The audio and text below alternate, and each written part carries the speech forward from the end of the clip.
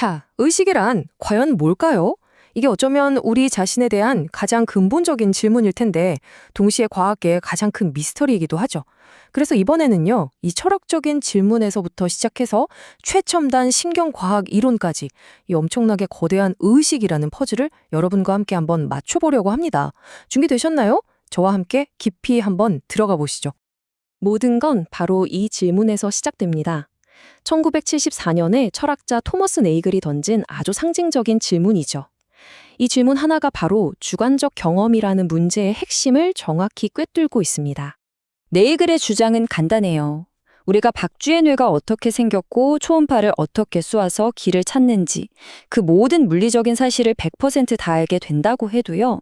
박쥐의 입장에서 세상을 경험하는 그 독특하고 주관적인 느낌, 그러니까 박쥐가 된다는 것이 대체 어떤 느낌인지는 영원히 알 수 없다는 겁니다.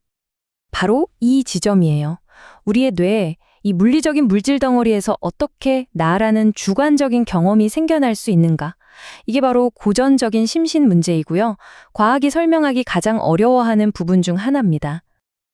자, 그럼 이제부터 이 철학적인 문제를 오늘날의 기술, 특히 인공지능이라는 맥락으로 한번 가져와서 이야기해 보겠습니다. 철학적 좀비라는 사고 실험이 있는데요. 이게 아주 흥미롭습니다. 의식적으로 행동하는 것과 진짜로 의식을 가지고 있는 것 사이의 차이를 정말 날카롭게 보여주거든요. 한번 상상해 보세요. 우리랑 똑같이 말하고 웃고 행동하는데 그 안에는 아무런 느낌도 경험도 없는 그런 존재를요. 이 둘의 차이가 정말 중요해요. 박쥐의 경우는 내면 세계가 있긴 있는데 우리가 그 내용에 접근할 수 없는 거잖아요. 그런데 철학적 좀비는 거기서 한 걸음 더 나아갑니다. 어떤 존재에게는 내면 세계라는 것 자체가 아예 없을 수도 있다는 훨씬 더 근본적인 가능성을 우리에게 던져주는 거죠. 이 철학적인 퍼즐이 이제는 그냥 상상 속의 이야기가 아닙니다. 특이점이라던가 뉴럴링크 같은 뇌 컴퓨터 인터페이스 기술이 막 발전하면서 정말 현실적인 질문이 되어버렸죠. 과연 우리는 기계의 진짜 의식을 불어넣을 수 있을까요? 뉴럴링크 같은 기술이 뇌의 특정 운동 기능을 제어하는 데 성공했다고 해서 이게 곧바로 AI와 인간의 의식을 합칠 수 있다는 뜻은 전혀 아니에요. 왜냐하면 의식은 뇌의 어떤 특정 부품 하나가 아니라 뇌 전체 네트워크에서 그냥 짠! 하고 나타나는 창발적 속성일 가능성이 아주 높거든요. 비유하자면 오케스트라의 교향곡이 바이올린이나 첼로 하나에만 들어있는 게 아니잖아요. 모든 악기가 다 같이 연주해야만 그 웅장한 음악이 울려 퍼지는 것처럼 말이죠. 그러니까 의식은 그냥 플러그인해서 휙 다운로드할 수 있는 그런 게 절대 아니라는 겁니다.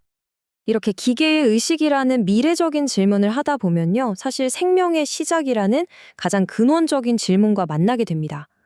이 문제를 이제 이론의 영역에서 좀 꺼내서 우리에게 아주 깊은 윤리적이고 인간적인 질문을 던지는 현실 속으로 한번 들어가 보겠습니다. 요즘 의학기술이 발달해서 22주차 미숙아도 생존할 수가 있게 됐어요. 그런데 말이죠. 통증을 인지하는 데 아주 중요한 뇌구조는 그 이후에야 완전히 발달하기 시작합니다. 여기서 우리는 정말 심각한 딜레마에 빠지게 되는 거죠. 과연 이 아기는 고통을 느끼는 존재라고 할 수 있을까요? 겉으로 보기에는 식물인간 상태의 환자나 미숙아나 둘 다 의식이 없어 보일 수 있어요. 하지만 결정적인 차이가 있습니다. 바로 방향성이에요. 한쪽은 의식을 점점 잃어가는 과정이 있는 거고, 미숙아는 의식이 이제 막 생겨나려는 원시적인 상태, 그러니까 일종의 원시의식 상태에 있다고 볼 수 있는 거죠. 결국 이 미숙아의 사례가 우리에게 말해주는 건 이겁니다. 의식은 있다 없다 이렇게 딱 잘라 말할 수 있는 이분법적인 문제가 아니라는 거죠. 시간에 따라서 발달하고 또 변해가는 하나의 스펙트럼으로 봐야 한다는 사실을 아주 강력하게 보여주는 겁니다. 자, 그럼 이 모든 복잡한 문제들을 하나로 쫙 꿰뚫을 수 있는 그런 강력한 이론이 있을까요? 있습니다. 신경과학자 아넬 세스가 제시하는 생물학을 최우선으로 두는 프레임워크를 지금부터 소개해 드릴게요.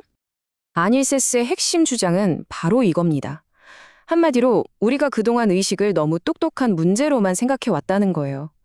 그냥 의식이라는 게 무슨 체스를 두거나 방정식을 푸는 그런 높은 수준의 지능 문제가 아니라 살아남기 위해 발버둥치는 생명 그 자체와 아주 깊이 연결되어 있다고 주장합니다.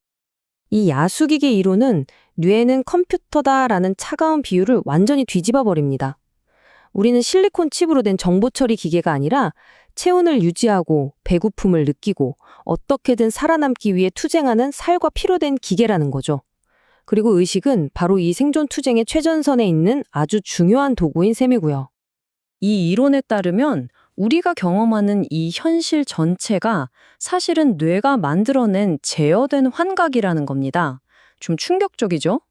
다시 네글의 박쥐 문제로 돌아가 보면 박쥐가 느끼는 그 주관적인 경험은 결국 박쥐라는 종의 생존에 최적화된 그들만의 제어된 환각이라고 볼 수 있는 거죠.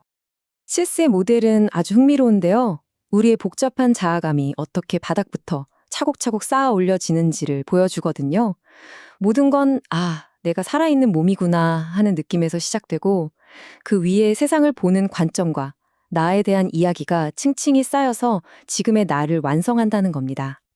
물론 아닐센스의 이론이 유일한 정답은 아닙니다. 의식의 미스터리는 아직 풀리지 않았고요. 지금 이 순간에도 학계에서는 여러 이론들이 왕자를 차지하기 위해서 정말 치열하게 경쟁하고 있거든요. 그중에서 가장 강력한 4가지 후보를 지금부터 만나보시죠. 첫 번째 후보는 전역 작업 공간 이론입니다. 이 이론에 따르면 의식은 마치 뇌라는 거대한 극장의 무대 위를 비추는 스포트라이트 같은 거예요. 수많은 정보들 중에서 오직 그 스포트라이트를 받은 정보만이 주인공이 돼서 뇌 전체에 방송되고 바로 그걸 우리가 의식하게 된다는 거죠. 두 번째는 통합 정보 이론입니다. 이 이론은 의식을 정보가 얼마나 복잡하게 서로 얽혀 있는가로 설명해요. 예를 들어 빛을 감지하기만 하는 단순한 센서보다는 수많은 부품이 유기적으로 연결된 디지털 카메라가 정보를 훨씬 더 잘 통합하겠죠. 이 통합의 정도, 이걸 파이 값이라고 부르는데 이 값이 높을수록 의식 수준도 높다는 주장입니다. 세 번째는 고차 이론입니다. 이 이론은 의식이 일종의 생각에 대한 생각, 즉 메타인지 같은 거라고 봐요. 그러니까 그냥 빨간색을 보는 것만으로는 의식이 아니고요. 그 위에 내가 지금 빨간색을 보고 있구나라는 한 단계 더 높은 수준의 생각이 더 씌워질 때 비로소 그 경험이 의식의 영역으로 들어온다는 주장입니다. 그리고 마지막은 앞에서 우리가 좀 자세히 살펴봤던 아닐세스의 이론이죠.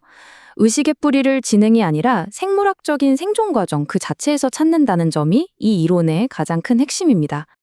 자, 이제 이 모든 논의는 다시 여러분 자신에게로 돌아옵니다. 지금 여러분이 느끼는 이 경험은 뇌 속에서 울려 퍼지는 방송일까요? 아니면 복잡한 정보 계산의 결과물일까요?